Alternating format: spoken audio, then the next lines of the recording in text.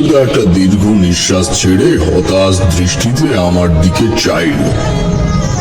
সে ফিরে আসার উদ্যোগ করছে, এমন সময় একটা বলিষ্ঠ কণ্ঠ শুনতে পেয়ে চকিতেই সামনের দিকে তাকালাম।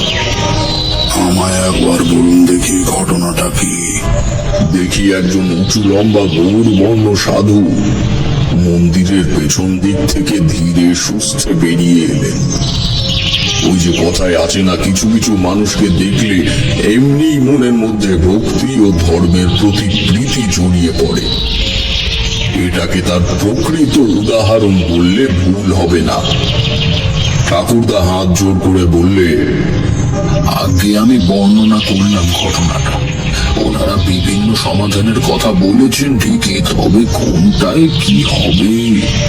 ওদের মধ্যে থেকে একজন তেতো গলায় পুরো ঘটনাটা রাখল কৌতূহলী সাধুর সামনে। সব শুনে উনি বললেন, বেশ, আসলে আমি কাল অবধিকরণে বসেছিলাম, তাই খেয়াল করতে পারিনি। এই বিষয়ে আপনি কিছুই করতে পারবেন না। ওই দিবাভাগে বসে বসে কাল যোগের সাধনা চালিয়ে যাচ্ছেন,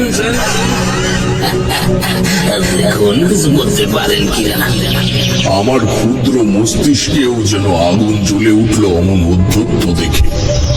তন্ত্র ক্ষমতা বা আধ্যাত্মিক ক্ষমতা কি তা আমি তখন কিছুই জানি না, তবে বয়স জ্যেষ্ঠ মানুষের সঙ্গে কিভাবে কথা বলতে হয় সে বিষয়ে পিতা মাতার শেখানো জ্ঞান ছিল।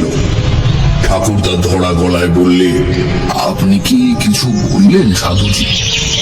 বৃদ্ধ ঠাকুরদাকে চোখের ইশারায় গরুর গাড়ির দিকে যেতে বললেন।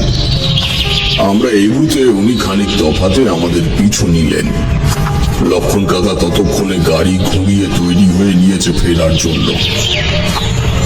ছুঁয়ের আবডালে এসে সাধুজি বললেন, আমার নাম গঙ্গা, গঙ্গা তান্ত্রিক। ওদের কথায় কিছু মনে করবেন না, তবে এটুকু বলতে পারি, যে সমস্ত মানুষগুলিকে আপনি এখন চোখের সামনে দেখলেন তারা প্রত্যেকেই ব্যবসায়ী। বিপদের কথা বলতে এসে যদি এক বোঝা প্রণামী ঢেলে দিতেন ওদের সম্মুখে, তাহলে হয়তো চিত্রটা একটু অন্যরকম হতো। যাক যাক, নিজের ব্যাপারে একটু বলি।